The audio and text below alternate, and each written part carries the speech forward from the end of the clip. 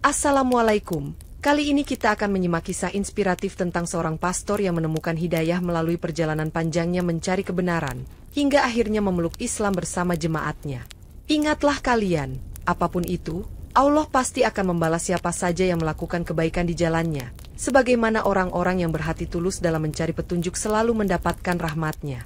Dan juga, saya sangat berterima kasih kepada kalian yang sudah like dan subscribe video ini. Jangan lupa juga menuliskan sholawat kepada Nabi kita di kolom komentar, karena sesungguhnya, Allah dan malaikatnya bersyalawat kepada Rasulullah Shallallahu Alaihi Wasallam.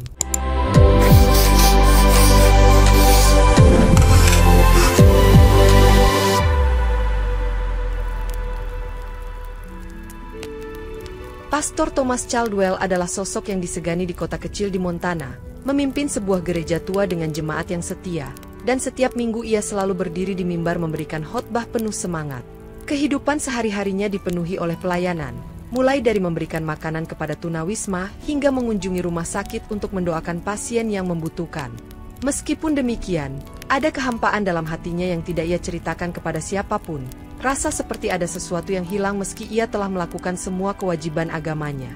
Thomas sering menghabiskan malamnya di ruang kerjanya yang penuh buku, merenungkan ayat-ayat dari Alkitab yang ia hafal sejak muda, namun belakangan ini beberapa bagian mulai terasa tidak jelas baginya. Para jemaat memandangnya sebagai figur panutan, seorang pria yang tak tergoyahkan oleh keraguan, meskipun di dalam dirinya ada banyak pertanyaan yang belum terjawab. Gereja itu sendiri, bangunan tua dengan jendela kaca patri yang menggambarkan adegan-adegan dari Perjanjian Lama, menjadi tempat perlindungan bagi banyak orang di kota kecil itu. Thomas sering berpikir tentang hidupnya yang sepenuhnya didedikasikan untuk gereja, bertanya-tanya apakah ia telah menemukan kebenaran sejati, atau hanya menjalani rutinitas yang ia warisi dari keluarganya. Ketika melihat jemaat yang setia mendengarkannya, ia merasa bertanggung jawab untuk tetap teguh, bahkan jika hatinya terus dipenuhi keraguan yang tak terucapkan. Kota kecil itu sendiri penuh dengan kedamaian, dengan warga yang saling mengenal, namun kehidupan spiritual mereka terpusat pada gereja yang dipimpin oleh Thomas. Tanpa disadari oleh jemaat, Pastor Thomas berada di persimpangan jalan, di mana ia akan dipaksa untuk menghadapi pertanyaan terbesar dalam hidupnya. Apakah ia benar-benar mengenal Tuhan yang ia sembah? Suatu hari, kota kecil itu kedatangan seorang pria asing bernama Ali bin Zaid, yang mengenakan jubah sederhana dan selalu membawa sebuah tas penuh buku dan permata. Kehadirannya menarik perhatian karena gaya hidupnya yang unik. Ia selalu tersenyum, berbicara dengan penuh kelembutan, dan mengucapkan salam yang terdengar aneh bagi warga setempat. Ali menyewa kamar kecil di sebuah penginapan tua, namun lebih sering terlihat di taman kota, membaca sebuah kitab tebal yang ia sebut sebagai Al-Quran. Warga kota, yang mayoritas adalah jemaat gereja Thomas, mulai merasa penasaran dengan pria ini, terutama karena ia tidak menghadiri ibadah mingguan di gereja. Pastor Thomas, yang juga mendengar tentang Ali, merasa tertarik sekaligus waspada, karena ia khawatir pria itu membawa pengaruh yang tidak sesuai dengan iman Kristen. Suatu sore, Thomas memutuskan untuk menghampiri Ali di taman dan memperkenalkan diri dengan sopan, meskipun dalam hatinya ia merasa skeptis terhadap pria asing itu. Ali menyambut Thomas dengan penuh keramahan, dan keduanya mulai berbicara tentang kehidupan, agama, dan tujuan hidup, dengan Ali menjawab semua pertanyaan Thomas dengan tenang. Thomas terkejut mendengar cara Ali berbicara tentang Tuhan, yang terasa begitu dekat dan personal, sesuatu yang tidak pernah ia rasakan dalam pemahaman Kristennya. Setelah pertemuan itu, Thomas merasa tergugah oleh percakapan mereka, meskipun ia menolak untuk mengakui bahwa Ali telah meninggalkan kesan mendalam dalam dirinya. Ali, tanpa berkata banyak, mulai menunjukkan kepada warga kota bagaimana ia hidup dengan cara yang sederhana namun penuh kedamaian, memancarkan sesuatu yang sulit dijelaskan dengan kata-kata. Pastor Thomas, yang semakin penasaran dengan keyakinan Ali, memutuskan untuk mengundang pria itu ke gereja untuk berdiskusi secara terbuka, dengan tujuan memperjelas ajaran yang dibawa Ali. Ali dengan rendah hati menerima undangan itu, membawa kitab sucinya dan duduk dengan tenang di sebuah ruangan kecil di gereja, di mana Thomas telah menyiapkan banyak pertanyaan. Thomas memulai diskusi dengan mengajukan pertanyaan tentang keimanan Ali, terutama tentang pandangan Islam terhadap Yesus, yang ia yakini sebagai Tuhan. Dengan sabar, Ali menjelaskan bahwa dalam Islam, Yesus adalah seorang nabi yang sangat dihormati, tetapi bukan Tuhan, dan ia mendukung penjelasannya dengan kutipan dari Al-Quran. Thomas, yang telah mempelajari banyak argumen teologis, mencoba membantah pernyataan Ali, namun mendapati bahwa penjelasan pria itu selalu logis dan tidak bertentangan dengan akal sehat. Diskusi mereka berlangsung selama berjam-jam, dengan Thomas merasa semakin tertarik pada kedalaman argumen Ali, meskipun ia berusaha keras mempertahankan keyakinannya. Di akhir diskusi, Ali menawarkan kepada Thomas sebuah Al-Quran terjemahan dan memintanya untuk membaca dengan hati terbuka, yang diterima Thomas meskipun dengan ragu. Setelah Ali pergi, Thomas duduk sendirian di ruangan itu, merenungkan setiap kata yang telah mereka bahas, merasakan kekosongan dalam dirinya semakin nyata. Jemaat yang mendengar tentang diskusi itu mulai membicarakan Pastor Thomas. Beberapa merasa khawatir bahwa ia terlalu membuka pintu bagi seseorang yang mereka anggap membawa ajaran asing. Thomas, meskipun dihantui oleh keraguan, merasa bahwa pertemuannya dengan Ali adalah awal dari perjalanan baru, meskipun ia belum tahu kemana perjalanan itu akan membawanya. Jacob, seorang pemuda dari jemaat gereja, mengalami kecelakaan serius saat bekerja di sebuah bengkel, dan luka parah di kakinya segera terinfeksi meskipun sudah dirawat oleh dokter. Dokter memberi peringatan bahwa infeksi tersebut mungkin akan memaksa mereka untuk mengamputasi kaki Jacob, yang membuat keluarganya diliputi kesedihan mendalam. Ali, yang mendengar tentang kondisi Jacob dari salah satu jemaat, menawarkan bantuan dengan menyarankan pengobatan tradisional Islam menggunakan madu murni dan habbatus sauda. Meskipun ragu, keluarga Jacob akhirnya setuju karena mereka sudah kehabisan pilihan, dan Ali mulai membantu merawat luka Jacob dengan membersihkannya secara hati-hati sambil membaca doa-doa pendek. Dalam hitungan hari, luka yang sebelumnya terlihat membusuk mulai menunjukkan tanda-tanda penyembuhan, membuat keluarga Jacob dan dokter yang merawatnya terkejut.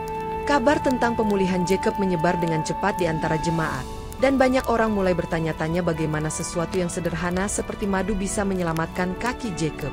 Pastor Thomas, yang mengetahui hal ini, merasa hatinya tergerak oleh kejadian tersebut, meskipun ia mencoba menjelaskan hal itu sebagai keajaiban biasa. Ali dengan rendah hati mengatakan bahwa metode tersebut hanyalah sunnah Rasulullah, bukan sihir, dan bahwa penyembuhan sejati hanya datang dari Tuhan. Thomas mulai merasa tergugah oleh kejadian ini, merenungkan apakah ada sesuatu yang lebih besar dalam ajaran Islam daripada yang selama ini ia pikirkan. Keajaiban sederhana ini membuka pintu bagi Thomas untuk memikirkan ulang keyakinannya, sementara jemaat yang lain mulai mengamati Ali dengan rasa ingin tahu yang semakin dalam. Suatu malam, Pastor Thomas memutuskan untuk menghabiskan waktu sendirian di gereja, berdoa dengan khusyuk untuk meminta pencerahan atas keraguan yang terus menghantuinya. Saat ia tenggelam dalam doanya, sebuah suara yang asing namun indah mulai menggema di dalam gereja, membuatnya tersentak dan membuka mata. Suara itu terdengar seperti panggilan azan, begitu merdu dan mendalam, meskipun ia tahu tidak ada masjid atau speaker di dekat gerejanya. Thomas merasa suara itu menembus jiwanya, memberikan kedamaian yang tak pernah ia rasakan sebelumnya, dan ia hanya bisa terdiam mendengarkan hingga suara itu perlahan menghilang. Ia mencoba mencari penjelasan rasional, berjalan keliling gereja untuk memastikan bahwa ia tidak sedang bermimpi, namun semuanya tampak sunyi dan kosong. Malam itu, Thomas tidak bisa tidur, terus memikirkan apa yang telah ia alami, merasa bahwa sesuatu yang luar biasa baru saja terjadi. Ia bertanya-tanya apakah suara itu adalah tanda dari Tuhan, sebuah panggilan untuk meninggalkan keyakinan lamanya dan mencari kebenaran yang lebih besar. Perasaan yang ia alami begitu kuat hingga ia mulai membaca doa-doa dalam Alkitab dengan rasa bingung dan berharap menemukan jawaban yang menenangkan. Namun, semakin ia mencoba mengalihkan pikirannya, semakin ia merasa bahwa pengalaman itu tidak mungkin hanya sekadar ilusi. Thomas mulai memahami bahwa apa yang ia alami adalah titik balik, sesuatu yang akan mengubah hidupnya dan keyakinannya selamanya. Thomas mulai merasa bahwa pengalaman-pengalaman aneh yang ia alami belakangan ini adalah tanda-tanda yang tidak bisa ia abaikan, meskipun ia tidak tahu bagaimana menafsirkannya. Dengan hati yang berat, ia mulai membaca Alkitab dengan lebih kritis, mencoba menemukan jawaban atas pertanyaan yang semakin menghantuinya tentang konsep ketuhanan dan misi Yesus. Semakin dalam ia membaca, semakin banyak ia menemukan bagian-bagian yang tampak bertentangan, membuatnya merasa bahwa sesuatu tidak sesuai dengan apa yang selama ini ia yakini. Di sisi lain, ia juga mulai membuka terjemahan Al-Quran yang diberikan oleh Ali, membacanya dengan rasa ingin tahu yang bercampur rasa bersalah. Thomas terkejut menemukan banyak ayat dalam Al-Quran yang terasa logis dan menjawab pertanyaan-pertanyaan yang selama ini tidak pernah terjawab dalam Alkitab. Namun, setiap kali ia membaca Al-Quran, ia merasa takut bahwa ia sedang mengkhianati Tuhan dan jemaatnya, membuatnya gelisah dan sulit tidur.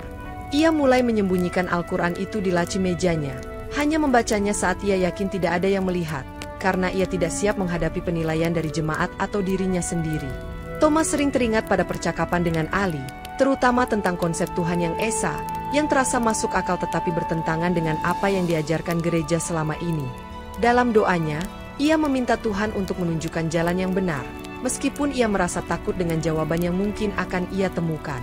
Ujian keimanan ini menjadi beban yang semakin berat bagi Thomas, namun di lubuk hatinya ia tahu bahwa ia harus melanjutkan pencarian ini, apapun risikonya.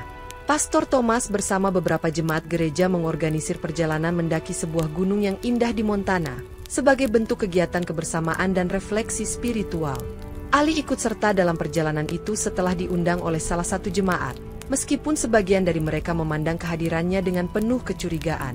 Perjalanan dimulai dengan penuh semangat, tetapi mendadak badai salju yang tidak terduga menghantam mereka, membuat suhu turun drastis dan menimbulkan kepanikan di antara kelompok.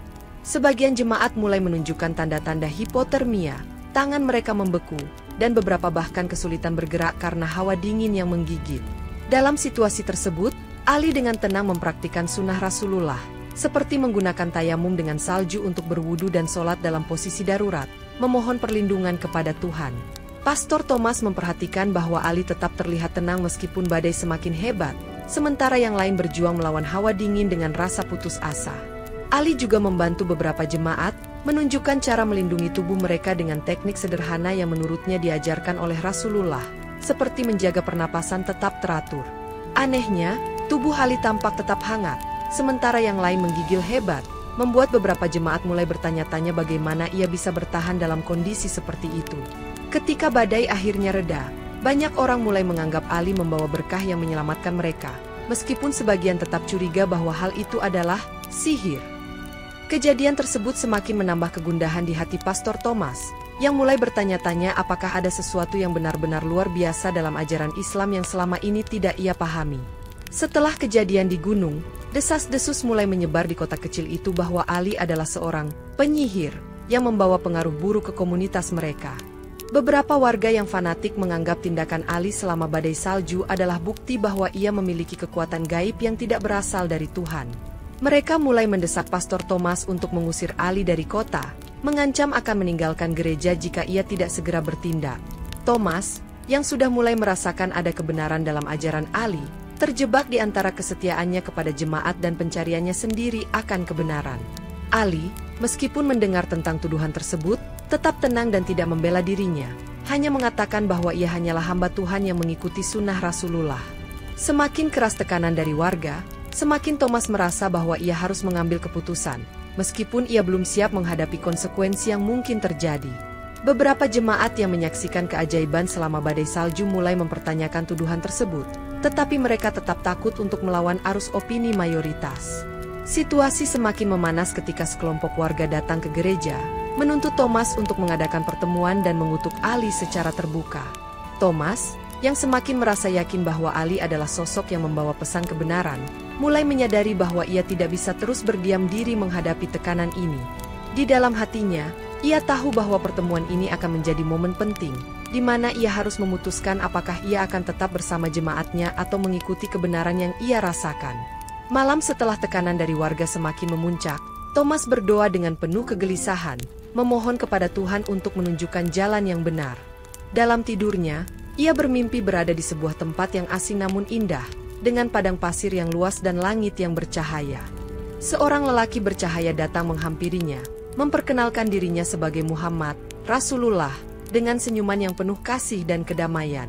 Dalam mimpi itu, Rasulullah memberinya pesan, carilah kebenaran tanpa rasa takut, karena kebenaran akan membebaskan hatimu dari keraguan. Thomas merasakan kedamaian yang luar biasa saat Rasulullah mengajaknya berjalan melewati jalan setapak yang bercahaya, menunjukkan kepadanya visi tentang kehidupan yang dipenuhi keadilan dan kasih sayang. Sebelum bangun, Rasulullah menatapnya dengan penuh kehangatan dan berkata, "Jangan takut, karena Tuhan selalu bersamamu." Ketika Thomas terbangun, air mata membasahi wajahnya, dan ia merasakan sesuatu yang belum pernah ia rasakan sebelumnya, keyakinan bahwa ia telah menemukan arah yang benar. Ia merenungkan mimpi itu dengan hati yang gemetar, menyadari bahwa ia tidak lagi bisa mengabaikan tanda-tanda yang telah Tuhan berikan kepadanya. Mimpi itu memberinya keberanian untuk membaca Al-Quran lebih dalam dan membuka hatinya kepada kebenaran yang telah mulai ia lihat dalam ajaran Ali. Pagi itu, Thomas berdiri di depan jemaatnya dengan hati yang berbeda, tahu bahwa ia harus bersiap menghadapi apapun yang akan terjadi selanjutnya dalam perjalanan spiritualnya. Setelah berminggu-minggu berjuang dengan kegelisahan batin, Pastor Thomas akhirnya memutuskan untuk berbicara jujur kepada jemaatnya tentang keraguan yang ia rasakan terhadap beberapa doktrin gereja. Dalam sebuah misa di gereja, ia berdiri di mimbar dengan hati yang berat namun tekad yang bulat, mengungkapkan bahwa ia sedang berada dalam pencarian spiritual yang mendalam. Jemaat mendengarkan dengan campuran keterkejutan dan kebingungan saat Thomas menjelaskan bahwa selama ini ia merasa ada sesuatu yang hilang dalam pemahaman spiritualnya. Ia menceritakan tentang mimpi luar biasa yang ia alami, yang mendorongnya untuk membaca Al-Quran dan merenungkan ajaran Islam secara diam-diam. Banyak jemaat merasa dikhianati, menganggap Thomas telah meninggalkan imannya dan mengkhianati peran sucinya sebagai pemimpin spiritual mereka. Beberapa di antara mereka meninggalkan gereja dengan kemarahan, berteriak bahwa Thomas tidak lagi layak menjadi pastor dan meminta agar ia segera mundur. Namun, di tengah kericuhan itu, segelintir jemaat tetap duduk tenang, mendukung Thomas dengan tatapan penuh pengertian dan empati. Salah satu jemaat, seorang wanita tua bernama Margaret, berdiri dan mengatakan bahwa setiap orang berhak mencari kebenaran, dan ia akan mendukung Thomas dalam perjalanannya.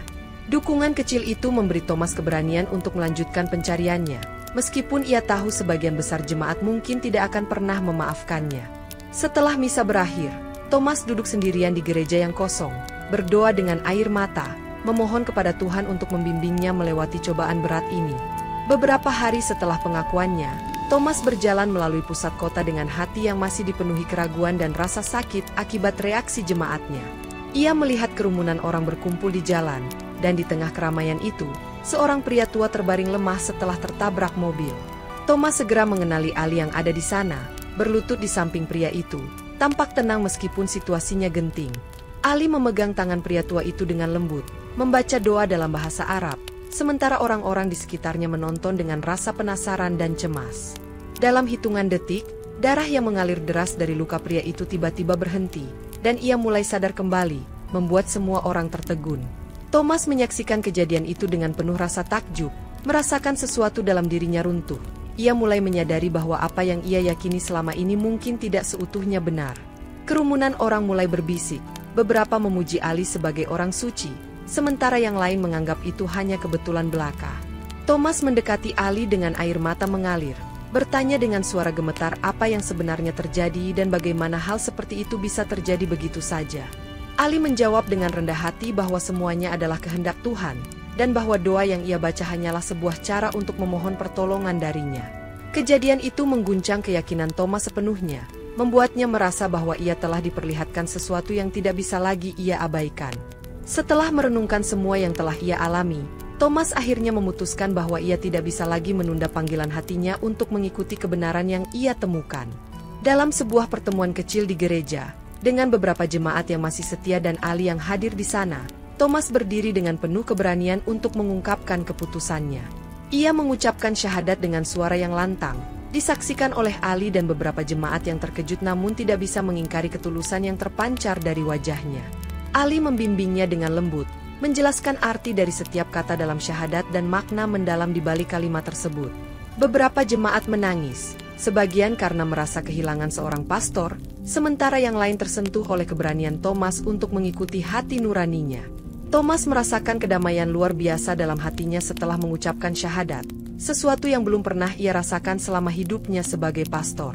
Ia menjelaskan kepada jemaat bahwa keputusannya bukanlah sebuah pengkhianatan, melainkan sebuah langkah menuju kebenaran yang selama ini ia cari. Ali juga berbicara kepada jemaat, menekankan bahwa Islam adalah agama kedamaian yang menghormati keyakinan setiap orang dan tidak memaksakan keimanan kepada siapapun. Meskipun masih ada keraguan dan kebingungan, beberapa jemaat mulai menunjukkan minat untuk belajar lebih banyak tentang Islam setelah melihat perubahan dalam diri Thomas. Malam itu, Thomas menutup matanya dengan penuh rasa syukur, menyadari bahwa ia telah menemukan jalan yang selama ini ia cari, dan bahwa perjalanan barunya baru saja dimulai. Setelah Thomas memeluk Islam, beberapa jemaat yang sebelumnya mendukungnya mulai merasa gelisah, dihantui oleh rasa ingin tahu yang tidak bisa mereka abaikan. Mereka teringat bagaimana Thomas terlihat begitu damai dan yakin setelah mengucapkan syahadat, sesuatu yang jarang mereka temukan di dalam diri mereka sendiri. Kelompok kecil jemaat, termasuk Margaret, memutuskan untuk mengunjungi Ali di rumahnya untuk mencari jawaban atas pertanyaan yang membebani hati mereka. Ali menerima mereka dengan ramah, menyajikan teh hangat, dan mendengarkan pertanyaan mereka dengan penuh perhatian tanpa sedikit pun menunjukkan sikap memaksa. Jemaat bertanya tentang konsep Tuhan dalam Islam, kehidupan setelah mati, dan bagaimana Islam memandang Yesus, yang selama ini menjadi pusat keyakinan mereka. Dengan sabar, Ali menjelaskan tauhid, keesaan Allah yang mutlak, dan bahwa Islam memandang Yesus sebagai nabi mulia, bukan Tuhan, tetapi tetap dihormati dengan cinta dan penghormatan tinggi. Ia juga menunjukkan bukti ilmiah dari Al-Quran yang menjelaskan fakta-fakta alam yang baru ditemukan oleh sains modern, membuat jemaat semakin terpesona. Salah satu jemaat, seorang pemuda bernama David, bertanya tentang apa yang membuat Ali yakin Islam adalah kebenaran, dan Ali menjawab bahwa Islam adalah jalan hidup yang menyentuh hati dan logika sekaligus. Diskusi berlangsung hingga larut malam, dengan Ali memberikan jawaban yang menginspirasi mereka untuk mulai membuka hati terhadap ajaran Islam. Saat mereka pulang, hati para jemaat dipenuhi dengan pergulatan baru, merasa bahwa mereka mungkin telah menemukan jalan yang lebih dekat kepada kebenaran yang selama ini mereka cari. Pada hari Minggu berikutnya, Thomas, yang kini memeluk nama baru sebagai Abdullah, mengadakan pertemuan terakhirnya di gereja untuk memberikan penutupan yang emosional kepada jemaatnya. Gereja dipenuhi oleh jemaat yang datang bukan hanya karena penasaran, tetapi juga untuk mendengar langsung dari Abdullah tentang alasan ia memilih Islam. Dengan suara penuh keteguhan, Abdullah memberikan khotbah terakhirnya, menjelaskan bahwa pencarian kebenaran adalah hak setiap manusia, dan bahwa ia menemukan Islam sebagai jawaban atas doa-doanya. Ia menceritakan pengalaman spiritualnya, termasuk mimpi bertemu Rasulullah dan fenomena-fenomena gaib yang ia saksikan, membuat banyak jemaat terharu hingga meneteskan air mata. Abdullah menekankan bahwa keputusannya bukan karena ia membenci agama sebelumnya, tetapi karena ia merasa dipanggil oleh Tuhan untuk mengikuti jalan yang lebih jelas dan lurus. Saat khotbah selesai, suasana di gereja begitu hening, hingga seorang jemaat, Margaret, berdiri dan berkata bahwa ia ingin mengikuti jalan yang telah dipilih Abdullah. Perlahan, beberapa jemaat lainnya juga berdiri, termasuk David dan keluarga kecilnya, menyatakan bahwa mereka siap mengucapkan syahadat. Dengan bimbingan Ali, mereka mengucapkan syahadat bersama Abdullah, mengalirkan rasa haru yang mendalam di seluruh ruangan. Jemaat yang tersisa, meskipun tidak ikut bersyahadat, merasa tersentuh oleh keberanian dan ketulusan yang ditunjukkan oleh Abdullah dan jemaat lainnya. Kota kecil itu terguncang oleh fenomena ini, dengan kabar tentang syahadat massal menyebar hingga ke kota-kota terdekat, memicu diskusi luas tentang Islam dan pesan damainya. Gereja yang sebelumnya menjadi tempat ibadah umat Kristen diubah menjadi pusat dakwah Islam, dengan izin dari jemaat yang telah memeluk Islam. Abdullah dan Ali bersama-sama memimpin komunitas muslim baru di kota kecil itu, mengadakan kajian, sholat berjamaah, dan kegiatan sosial untuk memperkenalkan Islam kepada masyarakat. Pusat dakwah itu tidak hanya melayani umat muslim, tetapi juga terbuka bagi siapa saja yang ingin belajar tentang Islam, tanpa paksaan atau prasangka. Berita tentang komunitas muslim baru di Montana menarik perhatian dari berbagai penjuru, bahkan mengundang beberapa ulama terkenal untuk memberikan ceramah di kota tersebut. Perlahan tapi pasti, komunitas itu mulai dikenal sebagai tempat yang damai, di mana orang-orang dari berbagai latar belakang datang untuk mencari kedamaian dan hidayah. Abdullah menjalani hidup baru sebagai seorang muslim dengan penuh syukur, merasa bahwa semua cobaan yang ia lalui adalah bagian dari rencana Tuhan untuk membawanya ke jalan yang benar. Cahaya Islam mulai menyinari kota kecil itu, bukan hanya melalui syahadat massal, tetapi juga melalui akhlak mulia dan kebaikan yang ditunjukkan oleh para mualaf baru. Penduduk kota, yang awalnya skeptis dan curiga, mulai melihat perubahan positif dalam kehidupan Abdullah dan para mualaf lainnya, membuat mereka menghormati Islam meskipun tidak semuanya memeluknya. Abdullah menyadari bahwa hidayah bisa datang di tempat yang paling tidak terduga, dan ia bertekad untuk melanjutkan dakwahnya, menyebarkan pesan damai Islam dengan cinta dan kesabaran.